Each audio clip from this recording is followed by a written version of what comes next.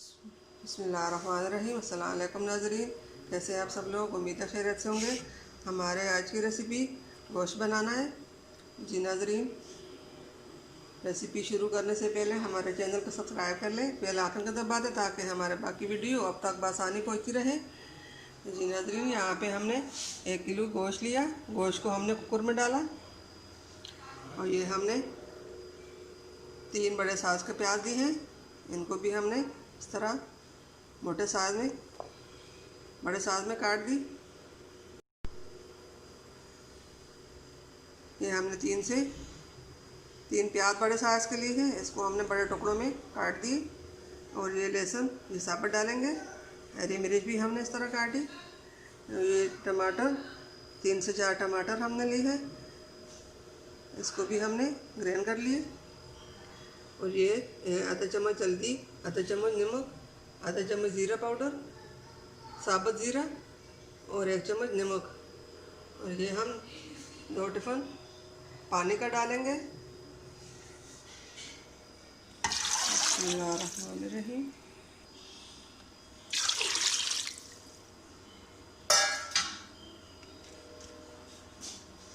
अब ये जो चीज़ें हैं ये भी हम साथ ही डालेंगे।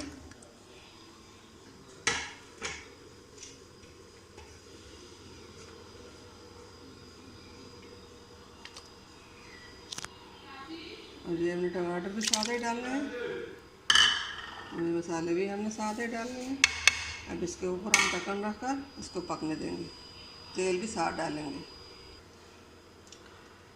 ये हमने 2 चम्मच बड़े तेल के लिए है, इसको भी हमने इसमें डालना है।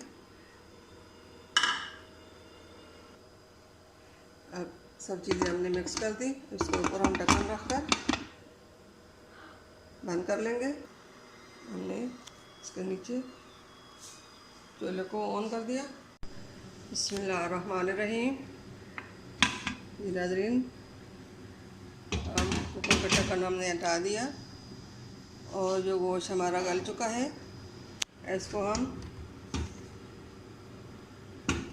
पतीले में हम डाल लेंगे।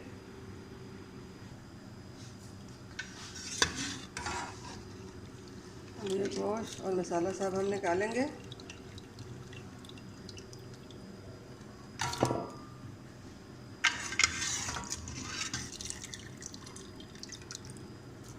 गोश्त हमने निकाल लिया। इसको अब हम थोड़ी देर के लिए भुनेंगे। मसाला जो साबुत साबुत नज़र आ रहा है इसको भी हम अच्छी तरह 10 मिनट इसकी बुनाई करेंगे। गोश्त को हमने अच्छी तरह भून लिया। इसमें हमने गोश्त पकाया था कुकर में, उसमें जो मसाले वाला पानी है वो भी सब हम इसमें डालेंगे।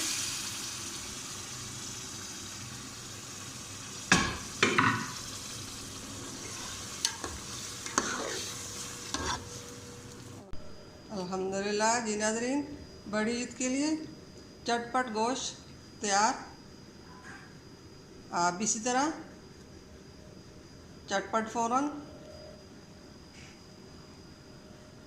उम्मीद है हमारे आज की रेसिपी पसंद आई होगी। मिलते हैं अगली वीडियो के साथ, तब तक के लिए अल्लाह हाफिज़।